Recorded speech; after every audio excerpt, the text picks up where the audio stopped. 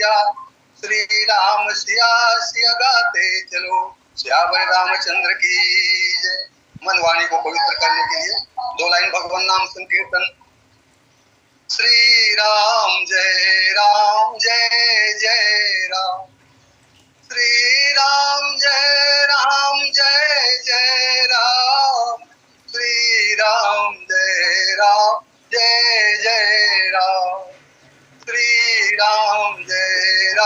जय जय राम, सियावर रामचंद्र की जय। श्री राम कथा संजीवनी, सुख उपजावन हार, कथा सुनहि जो प्रेम से, पावहि सो फल चार, सियावर रामचंद्र की जय। ऑनलाइन श्री राम कथा लिंक में जुड़े हुए आज के प्रथम वक्ता परम आदरणीय पूज्य चरण शर्मा जी के चरणों में सादर प्रणाम एवं तृतीय लिंक में उपस्थित होने वाले पूज्य महाराज पीला राम जी शर्मा जी के चरणों में भी सादर प्रणाम एवं इस लिंक में जुड़े हुए सभी समादरणीय महानुभावों का सादर चरण स्पर्श एवं माता बहनों को भी सादर अभिवादन। देखिए, सत्संग से मन धुलता है और जब मन धुलता है तो भगवान की प्राप्ति होती है। एक प्रकार से सत्संग को राम नाम का साबुन कहा जा सकता है। जैसे साबुन से कपड़े धुलते हैं, उसी प्रकार से राम नाम के साबुन से मन धुलता है। आइए 2 लाइन गुनगुनाओ, उसके बाद कथा में प्रवेश करूं। राम नाम के साबुन से जो मन का मैल छुड़ाएगा, निर्मल मन के दर्पण में वह राम का दर्शन पाएगा। राम नाम के साबुन से जो मन का मैल छुड़ाएगा, निर्मल मन के दर्पण में वह राम का दर्शन पाएगा। नर शरीर अनमोल प्राणी प्रभु कृपा से पाया है, झूठे जग प्रपंच में पढ़कर क्यों प्रभु को विसराया है। समय हाथ से निकल गया तो फिर धुन धुन पछताएगा, निर्मल मन के दर्पण में वह राम का दर्शन पाएगा। झूठ कपट निंदा को त्यागो, झूठ कपट निंदा को त्यागो, हर प्राणी से प्यार करो। घर में आए अतिथि कोई तो यथाशक्ति सत्कार करो। पता नहीं किस रूप में आकर नारायण मिल जाएगा, निर्मल मन के दर्पण में वह राम का दर्शन पाएगा। निर्मल मन के दर्पण में वह राम का दर्शन पाएगा। सियावर रामचंद्र की जय। कार्यक्रम के संचालक आदरणीय पटेल जी को भी मेरा सादर नमन। आइए सीधा कथा प्रसंग से जुड़ते हैं। हरि न काहू धीर, सबके मन मन सिजहरे, जे राखे रघुवीर, ते उबरे तहि काल मह। सियावर रामचंद्र की जय। परम आदरणीय पटेल जी, आज का प्रसंग मेरा और शर्मा जी का बिल्कुल मिल गया। शर्मा जी ने मेरी पूरी कथा कह दी, फिर भी मैं अपनी ओर से अपने तरीके से कहने का प्रयास जरूर करूंगा। सियावर रामचंद्र की जय। देखिए, तारक असुर भय तेहि काला, भुज प्रताप बल तेज विशाला।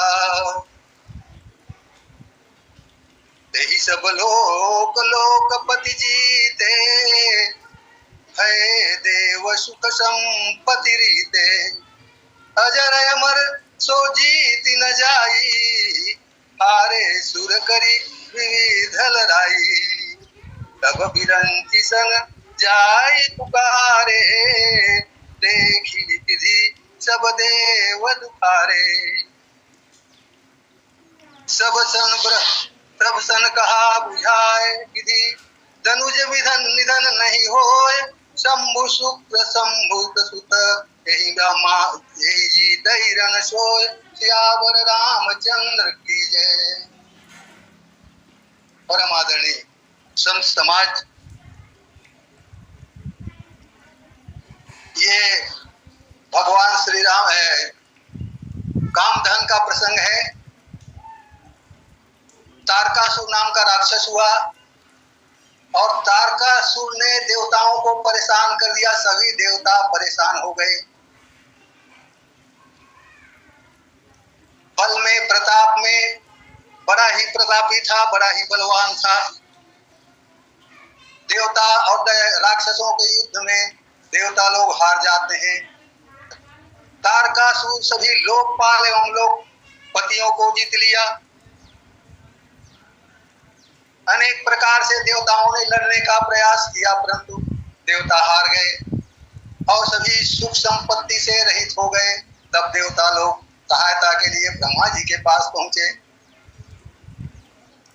ब्रह्मा जी से अपनी विनती सुनाई तो ब्रह्मा जी ने कहा कि हे देवताओं, तारकासुर का निधन तो तभी होगा जब शंकर भगवान जी के पुत्र होंगे। शंकर भगवान के पुत्र के द्वारा ही तारकासुर की मृत्यु होगी, अन्यथा उसका कोई दूसरा उपाय नहीं है। देखिए, भगवान शंकर अभी समाधि में है और भगवान शंकर का जब तक के विवाह होगा नहीं, भगवान शंकर से पुत्र की प्राप्ति होगी नहीं और तारकासुर का वध होगा नहीं। इसके पहले भगवान शंकर नहीं, भगवान श्री रामचंद्र जी शंकर जी से जाके विनती कर चुके हैं। उनको विवाह के लिए, उससे विवाह के लिए स्वीकृति ले चुके हैं। अब विनती मम सुनहु शिव, जो मुझ पर निज ने जाई विहायहु शैलज ही यह मोहि मांगे देहु। भगवान शंकर से कहा कि हे देवों के देव महादेव, पार्वती को मैंने वरदान दे दिया है। उन्होंने आपके लिए तप किया, इस कारण से उनको मैं शिव जी तुम्हें पति के रूप में प्राप्त होंगे ऐसा वरदान दे चुका हूँ। इसलिए हे शंकर जी, आप पार्वती से विवाह कीजिए, आपको पार्वती से विवाह करना पड़ेगा। इस प्रकार से भगवान शंकर ने, भगवान श्री रामचंद्र जी ने शंकर जी से स्वीकृति ले ली थी।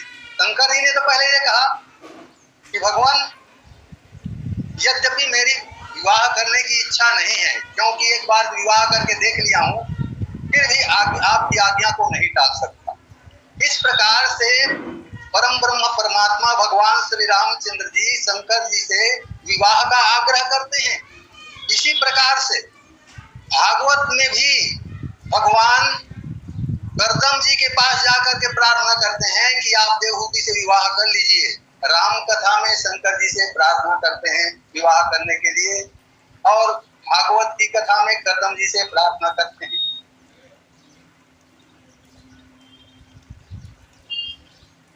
तो भगवान शंकर जी भगवान के कथनानुसार चिंतन करते रहते हैं कि पार्वती से तो मुझे विवाह करना ही होगा, क्योंकि प्रभु ने कह दिया। उसी समय सप्त ऋषियों का भगवान शंकर के पास आगमन होता है। तब भगवान सप्त ऋषियों से कहते हैं कि हे ऋषियों, तुम लोग जा करके हिमाचल प्रदेश में जहाँ भगवती पार्वती तप कर रही है, जा करके उनकी परीक्षा लो कि पार्वती मुझसे विवाह करना चाहती है तो किस प्रकार से प्रेम करती है। सप्तर्षि लोग पार्वती मैया की परीक्षा लेने के लिए जहाँ पार्वती मैया तप कर रही थी वहां पहुंचते हैं। पार्वती मूर्तिमंत थी। जिस प्रकार से मूर्ति को रख दिया जाता है उसमें किसी प्रकार की हलचल नहीं होती, ठीक उसी प्रकार से ध्यान मग्न होकर के तप में पार्वती लीन थी। लेकिन सप्तर्षियों को देख करके उन्होंने प्रणाम किया। तो सप्तर्षियों ने पूछा कि हे देवी, तुम इतनी छोटी उम्र में इतनी कठिन तपस्या कर रही हो, तो क्या प्राप्त करने के लिए कर रही हो, तुम्हें क्या चाहिए? तो पार्वती ने कहा, ऋषियों, यदि मैं क्या प्राप्त करने के लिए तप कर रही हूँ ये मैं बताऊंगी तो आप लोग मेरा उपहास करेंगे, मेरी हंसी उड़ाएंगे, क्योंकि मैं तो पानी पर दीवार बनाना चाहती हूँ, मैं तो असंभव को भी संभव करना चाहती हूँ। मैं तो भगवान शंकर को पति रूप में प्राप्त करना चाहती हूँ, क्योंकि भगवान शंकर निष्काम है, योगी है, निष्प्रिय है, निर्विकार है, फिर भी मैं उन्हें पति रूप में प्राप्त करना चाहती हूँ। पार्वती की बातों को सुन करके सप्तर्षियों ने अट्टहास करके हंस दिया। हंसने के पश्चात उन्होंने कहा कि पार्वती तुम किसके कहने से शंकर जी को पति के रूप में प्राप्त करना चाहती हो? तो उन्होंने कहा मेरे गुरुदेव नारद जी के द्वारा मुझे निर्देश दिया गया है। तब सप्तर्षियों ने कहा नारद के कहना को कभी नहीं मानना, नारद जिसको भी कुछ सलाह देते हैं उसका घर ही उजड़ता है, उससे किसी का घर बसता नहीं है, क्योंकि नारद जी तो खुद अकेले हैं, सबको अकेले कर देना चाहते हैं। इस प्रकार से नारद की बुराई की।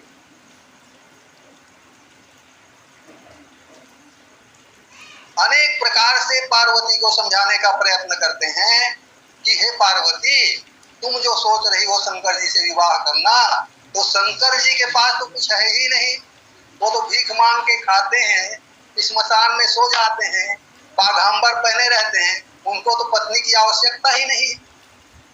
इस प्रकार से शंकर जी के भी अनेक दुर्गुणों को बताने का प्रयास सप्तर्षियों के द्वारा होता है। मैं संक्षिप्त में ले रहा हूँ। और पार्वती कहती है कि हे सप्तर्षियों, चाहे महादेव अवगुण भवन विष्णु सकल गुणधाम, जेहि कर मन रम जाहि सन तेहि तेहि सन काम सियावर रामचंद्र की जय। सप्तर्षियों ने कहा तुम शंकर जी के पीछे क्यों पड़ी हो? हम तो तुम्हारे लिए एक अच्छा सा वर ढूंढ दिए हैं, जिसके साथ रह के तुम सदा ही सुखी रहोगी। कहा कौन? तो कहे वैकुंठाधिपति भगवान विष्णु, जो सर्वांग सुंदर हैं, सर्वज्ञ हैं, सर्वगुण संपन्न है, किसी प्रकार की कमी नहीं है, और भगवान शंकर में तो अवगुण ही अवगुण है। तो पार्वती ने कहा भले ही भगवान शंकर में अवगुण के घर हैं और सकल गुणों के धाम विष्णु जी हैं, मगर जहाँ प्रेम होता है, जहाँ आत्मा से आत्मा मिल जाती है, तो उसी के साथ निर्वाह होता है, और प्रेम में तो गुण अवगुण का प्रश्न ही नहीं उठता। इस प्रकार से पार्वती ने अपनी निष्ठा भगवान शंकर जी के चरणों में स्पष्ट बता दी। इतना वैसे तो उन लोगों के साथ में बहुत सी बातें हुई, परंतु अंत में पार्वती ने कह दिया, अंतिम लक्ष्मण रेखा खींची कि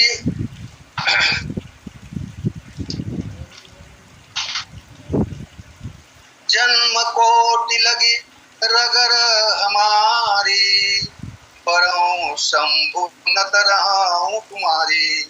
पार्वती ने कह दिया साफ साफ, हे ऋषियों, मैं यदि ब्याह करूंगी तो भगवान शिव से ही, अन्यथा 100 करोड़ जन्मों तक के मुझे कुंवारी रहना पड़ जाए तो मैं कुंवारी रह जाऊंगी। इस प्रकार से पार्वती की निष्ठा को देख करके सप्तर्षि लोग प्रसन्न हो जाते हैं, और प्रसन्न हो करके मैया भवानी पर पार्वती की जय जयकार करते हुए उनको आशीर्वाद दे करके तथा उनको ये कह करके कि हे देवी, यदि आपके पिता आपको लेने आए तो वो घर वापस चल देना, अब आपको और तप करने की आवश्यकता नहीं है, आपको शिवजी पति के रूप में प्राप्त होंगे। इस प्रकार से भगवान सप्तर्षि लोग पार्वती को कह के चल देते हैं, और इधर ये सप्तर्षि हिमांचल राजा को भी जाके सूचित करते हैं कि हे राजन, आपकी बेटी की तप पूर्ण हो गई है, यदि वो उनको आप लिवा के घर ले आए।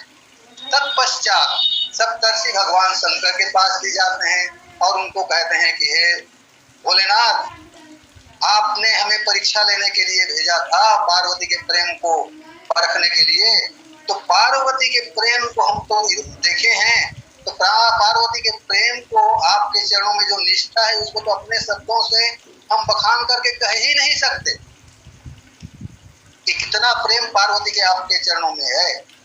वो तो आपको पति के रूप में पाना ही चाहती है। इसलिए हे भोलेनाथ आप पार्वती को अवश्य स्वीकार करिए, पार्वती से अवश्य ब्याह कीजिए। इस प्रकार से सप्तर्षियों ने भगवान शंकर को कह दिया। भगवान शंकर इस प्रकार से पार्वती के प्रेम प्रसंग को सुन करके पुनः एक बार समाधिस्थ हो जाते हैं। तत्पश्चात तारकासुर का जन्म हो जाता है। तारकासुर बहुत ही बलवान था, लोगों को जीत लिया, लोकपति को जीत लिया। इस प्रकार से ब्रह्मा जी ने बता दिया कि हे देवताओं, तारकासुर तो ऐसे नहीं मरेगा, वो शंकर जी के पुत्र के द्वारा ही उनकी मृत्यु होगी। और मैं तुम लोगों को एक उपाय बताता हूँ, उस उपाय को तुम लोग करोगे तो हो सकता है ईश्वर सहायता करेंगे, उसमें तुम लोग सफल हो जाओगे। सती जो भगवान शंकर की पूर्व पत्नी है, वो दक्ष के यज्ञ में जाकर जलती है, वही पार्वती के रूप में अवतरित हो गई है और उन्होंने तप करके भगवान शंकर को पति रूप में प्राप्त करने का वचन भी ले लिया है। परंतु इसमें संदेह यह हो रहा है, यहाँ तो भगवान शंकर समाधि में, सबका संयोग तो ठीक है, मगर भगवान शंकर की समाधि को भंग करने के लिए कोई उपाय चाहिए। इसके लिए मैं तुम्हें ये निर्देश करता हूँ कि तुम सब लोग कामदेव से प्रार्थना करो और कामदेव आए, आ करके शंकर जी की समाधि को भंग कर।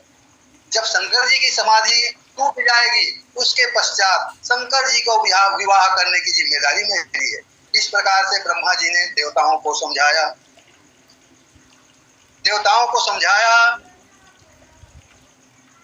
और समझा करके देवता लोग कामदेव की स्तुति किए। कामदेव आया और कामदेव आकर के देवताओं की प्रार्थना को सुन करके देवताओं की आज्ञा को मानने को तैयार हो गया और सब शंकर जी की समाधि भंग करने के लिए, भले ही उसमें मुझे कष्ट है, कामदेव ने कहा भले ही उसमें मेरी मृत्यु हो जाएगी, मगर देवताओं का काम है इसलिए मैं करूंगा। इस प्रकार से स्वीकृति दे करके कामदेव शंकर जी की समाधि को भंग करने के लिए बहुत से किन्नरों को लेकर, बहुत से गंधर्वों को लेकर, अप्सराओं को लेकर के शंकर जी की समाधि को भंग करने के लिए चलता है।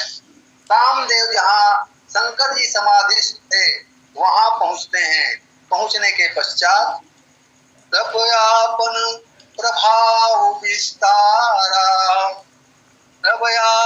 प्रभाव विस्तारा निज बस किन्ने सकल संसारा।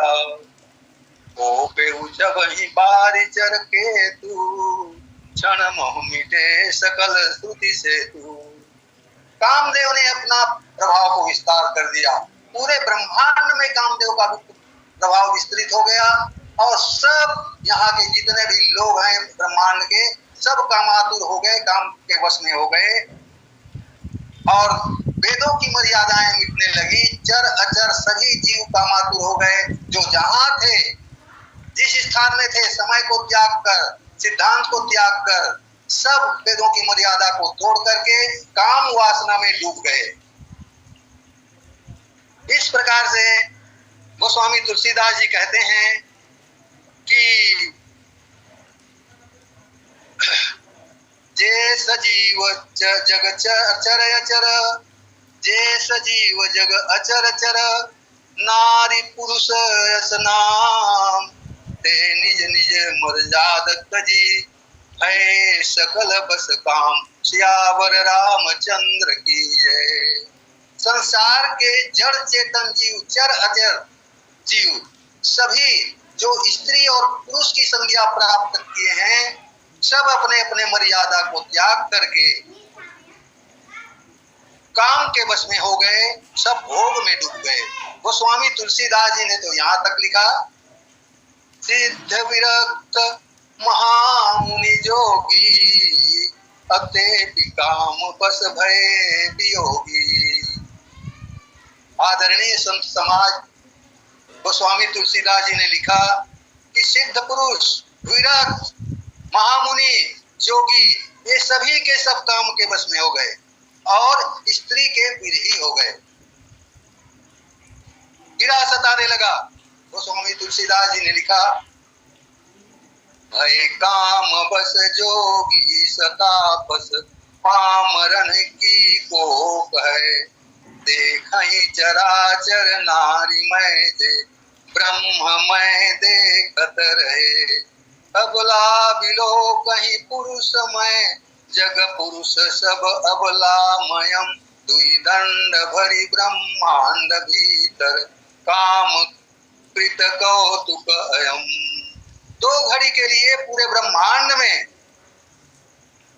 जोगी तपस्वी ये सब काम के बस में हो गए, तो पामर मनुष्यों की बात को कौन कहे। जो जोगी तपस्वी थे, जो साधना के द्वारा यहाँ संसार को ब्रह्ममय देखते थे, वे अब संसार को नारीमय देखने लगे।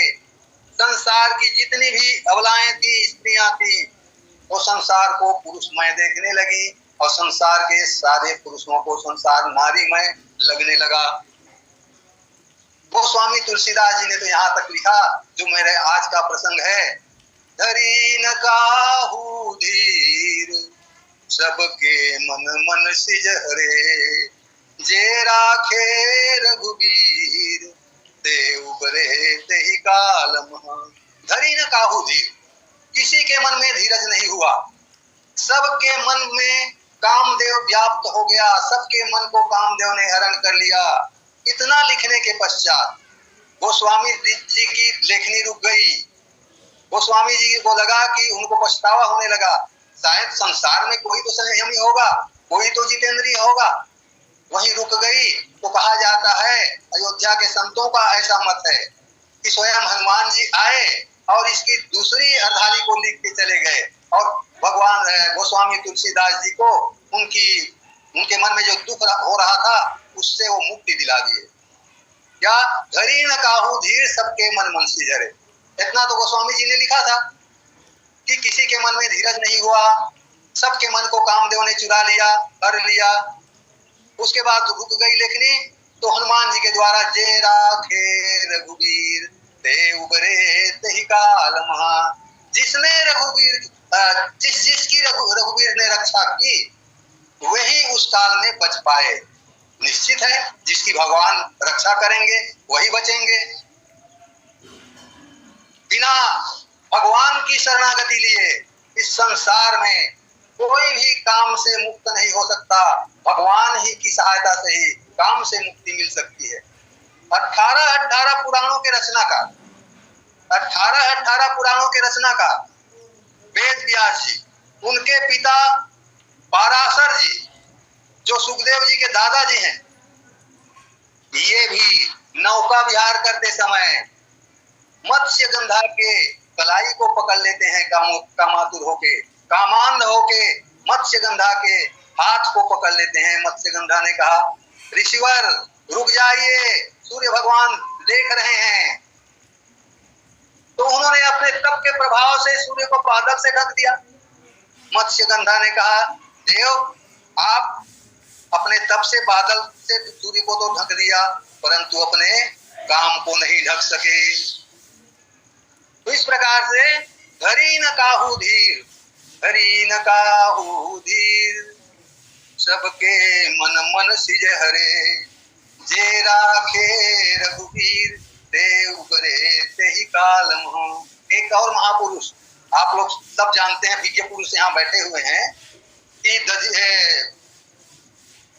श्रृंगी ऋषि, जिनको ये नहीं पता था कि स्त्री नाम की कोई चीज होती भी है। इस प्रकार से उनका लालन पालन जंगल में हुआ था, नगर ग्राम का भ्रमण उनका हुआ नहीं था, स्त्री को देखे नहीं थे। बचपन में ही उनकी माता की मृत्यु हो गई थी। स्त्री नाम की कोई चीज होती है जानते नहीं थे, परंतु समय आने पर वो भी मोहित हो गए। परंतु जे राखे रघुबीर, ते उबरे तेहि काल महा। जिनकी रघुबीर रक्षा कर देते हैं, जिनकी भगवान रक्षा कर देते हैं, वही इस काम के प्रभाव से मुक्त हो सकता है। स्वामी रामकृष्ण परमहंस का आप सब लोगों ने नाम सुना है, क्योंकि इस लिंक में सब विद्वान लोग हैं। स्वामी रामकृष्ण परमहंस जी बड़े ही तपस्वी थे और वे काली का साक्षात दर्शन करते थे, काली से साक्षात वार्ता करते थे। इनकी कसौटी करने के लिए एक दिन, इनकी परीक्षा लेने के लिए एक दिन इनके विरोधियों ने इनके कक्ष में, इनके रहने के निवास के रूम में निर्वस्त्र स्त्री को बैठा दिया। बहुत सुंदर एक युवती निर्वस्त्र होके वहां बैठ गई। दक्षिणेश्वर के काली मंदिर से दर्शन करके जब रामकृष्ण परमहंस लौटे तो उन्होंने देखा तो निर्वस्त्र स्त्री में ही उनको अपनी काली नजर आ गई। साष्टांग उनके ऊपर दंडवत हो गए और कहा, आज मेरी माँ काली ने मुझे निर्विकार साबित कर दिया है और उन्होंने मुझे मूल रूप में दर्शन दिया है। ये ऐसे जो ऊंचाई पर पहुंच जाते हैं भगवान के भक्त, ऐसे भक्तों की रक्षा भगवान के द्वारा होती है। जे राखे रघुवीर ते उबरे ते ही कालम, जे राखे रघुवीर ते उबरे ते ही कालम। हमारे शास्त्रों में ब्रह्मचर्य की बड़ी ही महिमा गाई गई है। ब्रह्मचारी को बड़ा सम्मान दिया जाता है। ये भागवत का प्रसंग है। भागवत की रचना प्रारंभ हुई थी, भागवत की रचना वेद व्यास जी कर रहे थे, तो लेखन का काम तो गणेश जी करते थे, परंतु उसमें से त्रुटियों को सुधारने का काम वेद व्यास जी के अखंड विद्वान ज्ञानी अखंड ब्रह्मचारी शिष्य जैमिनी जी किया करते थे।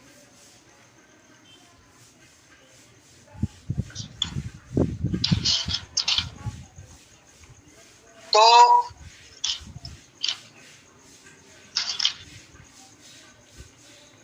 जब भागवत के नवम स्कंध की रचना हुई और जांच के लिए उसे जैमिनी के पास भेजा गया, तो भागवत के नवम स्कंध में एक श्लोक आता है, मात्रा स्वत्रा दुहित्रा वा नाविविक्ता सनो भवेत् बलवान इंद्रिय ग्रामो विद्वान समपि कर्षति। इस श्लोक को देखने के पश्चात जैमिनी ऋषि को लगा कि गुरुदेव के द्वारा कुछ भूल हो गई है। इसका अर्थ है बलवान इंद्रियां, बलवती इंद्रियां विद्वानों को भी विचलित कर देती हैं, पथभ्रष्ट कर देती हैं। इसलिए समय के मर्यादा से अधिक माता, पुत्री या बहन के यहाँ नहीं रुकना चाहिए। इस श्लोक को देखने के पश्चात महर्षि को लगा कि गुरुदेव के द्वारा कुछ भूल हो गई है। उन्होंने गुरुदेव व्यास से कहा, तो व्यास जी ने कहा कि नहीं, इसमें कोई त्रुटि नहीं है, इनको मैं ठीक लिखा है। मगर इस बात को महर्षि जैमिनी नहीं स्वीकार की। उन्होंने कहा कि ऐसे महान ग्रंथ में इस प्रकार से ऐसा श्लोक नहीं होना चाहिए। तो व्यास जी ने सोचा कि इसको प्रयोग करके दिखाना पड़ेगा, तभी ये मानेंगे। तो एक दिन संध्या के समय व्यास जी ने कहा, ठीक है, रचना को यहीं को रोक देते हैं, भागवत इसका सृजन यहीं तक रुका रहेगा, बाद में इसका निर्णय करके आगे की रचना करेंगे। एक दिन संध्या के समय जैमिनी ऋषि संध्या वंदन करने के बाद पुष्पमाला आदि को विसर्जन करने के लिए बाहर जा रहे थे। संध्या हो गई थी, पानी बरस रहा था, अंधकार था। ठीक उसके विपरीत दिशा से एक नवयुवती बहुत महीन वस्त्र धारण किए हुए पानी में भीगते हुए आश्रम की ओर आ रही। बहुत ही लावण्यमयी थी, बहुत ही सुंदर थी वो, और भीगे हुए वस्त्रों से उसका सौंदर्य, उसका लावण्य स्पष्ट रूप से झलक रहा था। इस युवती को देख करके जैमिनी ऋषि का मन विचलित हो गया। वह युवती आई और आके जैमिनी ऋषि से कहा, ऋषिवर, मैं मार्ग भटक गई हूँ, रात्रि हो गई है, पानी से भीग गई हूँ, इसलिए एक रात के लिए आप अपने आश्रम में मुझे आश्रय दे दीजिए। जैमिनी ऋषि ने कहा नहीं, यह ब्रह्मचारी का आश्रम है, यहाँ किसी कन्या को, किसी युवती को हम आश्रय नहीं दे सकते। उस युवती ने कहा एक निराश्रय को आश्रय नहीं मिले, एक कैसा आश्रम? जैमिनी ऋषि ने कहा यह ब्रह्मचारी का आश्रम है। उस युवती ने कहा क्या आपको अपने चरित्र बल पर भरोसा नहीं? जैमिनी जी ने कहा भरोसा है, लेकिन किनारे ही गुरुवर रहते हैं, उन्होंने तुमको देख लिया तो? उस युवती ने कहा मैं भोर होते ही अंधेरे में ही चली जाऊंगी। तब जैमिनी जी ने उस युवती को वही किनारे विद्यार्थियों के लिए कुटिया बनी थी, जो जैमिनी ऋषि के कुटिया के बगल से थी, उस कुटिया में उन्होंने उसको जगह दे दी। आप रात भर के लिए रुक जाओ, लेकिन दरवाजा को बंद कर देना, और कोई भी दरवाजा को आके खोलने के लिए कहे तो मत खोलना। उसकी सुंदरता से वो तो प्रभावित हो चुके थे। जैमिनी ऋषि को रात को नींद नहीं आई। आधी रात को व्यग्र होके अपने कक्ष से बाहर निकल गए और युवती के दरवाजे के पास पहुंच गए और उन्होंने उन्हें आवाज दिया कि दरवाजा खोलो। युवती ने कहा मैं दरवाजा नहीं खोलूंगी, क्योंकि जैमिनी ऋषि ने मुझे मना किया है। जैमिनी ऋषि ने कहा मैं स्वतः जैमिनी हूँ, दरवाजा खोलो। उस युवती ने कहा चाहे कोई भी हो, मैं दरवाजा नहीं खोलूं। देखो काम प्रताप बढ़ाई, जैमिनी से रहा नहीं गया। वो छत में चढ़ गए, छत के एक पाटन को खोला और कक्ष में प्रवेश कर गया। जैमिनी के प्रवेश करते ही वह कन्या भय से कांप उठी, भयभीत हो गई। तब जैमिनी ने कहा डरो नहीं, मैं तुम्हारा सतीत्व भंग नहीं करूंगा। जैमिनी ने पूछा तुम्हारा विवाह हुआ है? कहे नहीं। तुम मुझसे विवाह करोगी? तो कहे आप जैसे सुंदर विद्वान को पति पा करके अपने को आपको मैं धन्य मानूंगी। कहे आओ गंधर्व विवाह कर लेते। तो उस कन्या ने कहा मेरे वंश की एक परंपरा है, उसको निर्वहन आप कर लेंगे तब मैं आपके साथ विवाह कर सकती। तो परंपरा क्या है? जो लड़का घोड़ा बनकर मुझे अपने पीठ पर बैठाएगा और अम्बे की मंदिर तक ले जाएगा, अम्बे का दर्शन करा देगा, उसी के साथ मेरा विवाह हो सकता है। जैमिनी ऋषि ने पूछा यह काम अकेले में करना है कि सबके सामने करना है? उस युवती ने कहा आप ऋषि हैं, इसलिए अकेले में भी चल सकता है। जैमिनी ऋषि ने सोचा घोड़ा बनना पड़े चाहे घोड़ी, मगर अंत में मुझे यह कन्या तो मिल जाएगी। तुरंत घोड़ा बन गए और घोड़ा बन के उस कन्या को अपने पीठ पर बैठाया। इतना ऊंचा स्थान में पहुंचा हुआ अखंड ब्रह्मचारी, अखंड विद्वान, शास्त्रों का ज्ञाता अपनी पीठ पर बिठाया और अम्बे मंदिर तक के उसको अपने पीठ पर बिठा के ले गया। वहां उतारने के पश्चात जैमिनी ने कहा कि देवी मैंने तुम्हारी वंश परंपरा का निर्वाह कर दिया है, आओ तुम मुझसे गले लग जाओ। ज्यों ही वह उस युवती को गले लगाने के लिए हाथ बढ़ाया, युवती से स्वयं भगवान वेद व्यास प्रकट हो गए। मानो जैमिनी को वज्राघात हो गया हो, थर थर थर थर कांपने लगा। कांपते कांपते गुरुवर वेद व्यास जी ने कहा अब बताओ उसमें कौन सा क्या होना चाहिए? विद्वांस समपि कर सती अथवा विद्वांस नापि कर सती। जैमिनी ने कहा गुरुवर आप ठीक थे, मैं गलत था। व्यास जी ने कहा क्या तुम विद्वान नहीं हो? क्या तुम ब्रह्मचारी नहीं हो? क्या तुम्हें शास्त्र का ज्ञान नहीं है? जब तुम्हारे जैसे ऊंचाई में पहुंचा हुआ इतना फिसल सकता है, तो मैं इस भागवत ग्रंथ को एक सामान्य लोगों के लिए लिख रहा हूं, जो रोज के रोज नग्न चित्रों को देखेंगे, न अभिनेत्रियों के चित्र को अपने घर में लगाएंगे, तो इसमें क्या बुरा है? उनका क्या होगा? इस प्रकार से मतलब देखो काम प्रताप बढ़ाई, धरी न काहू धीर, सबके मन मन सिझरे। काम किसके मन को व्याकुल नहीं कर देगा, किसके मन में प्रवेश नहीं जाएगा। इसीलिए सुग्रीव ने भी रामचरितमानस में भगवान श्री रामचंद्र जी से कहा है कि नारी नयन सर जाहि न लागा। हे प्रभु, नारी के नयन बाण से कौन घायल नहीं हुआ। आइए, भगवान रामचरितमानस में भी रामचंद्र और जानकी के विवाह के प्रसंग में थोड़ा सा ये काम का प्रसंग आता है। जब भगवान शंकर काम रूप शंकर राम रूप अनुरागे नयन पंचदश अति प्रिय लागे। यहाँ भी इनका त्रिनेत्र खुलता है और काम नहीं जलता है। देखिए, अब भगवान शंकर की समाधि अभी भी नहीं टूटी है। इसके पश्चात कामदेव ने बसंत ऋतु का निर्माण किया, सभी प्रकार के काम को उद्दीप्त करने वाले उपकरण उपस्थित कर दिए, फिर भी शंकर की समाधि नहीं टूटी। तो कामदेव बहुत ही व्याकुल हो गया और व्याकुल होके अपने धनुष बाण को लेकर के आम के वृक्ष के झुरमुट पे छिप गया और वहीं से भगवान शंकर के हृदय को लक्ष्य करके वहीं से बाण मारा। तब भगवान शंकर का शरीर हिलने लगा और कंपे लोक भयो त्रैलोका, तीनों लोक कांप गया। तब शिव तीसर नयन उघारा, तब भगवान शंकर का तीसरा नेत्र खुला और तीसरे नेत्र से भगवान शंकर ने चितवत काम भयउ जग भयउ चितवत काम भयउ जरिछारा। कामदेव जल करके भस्म हो गया। हाहाकार भयउ जग भारी, दर पे सुर असुर। थोड़ा सा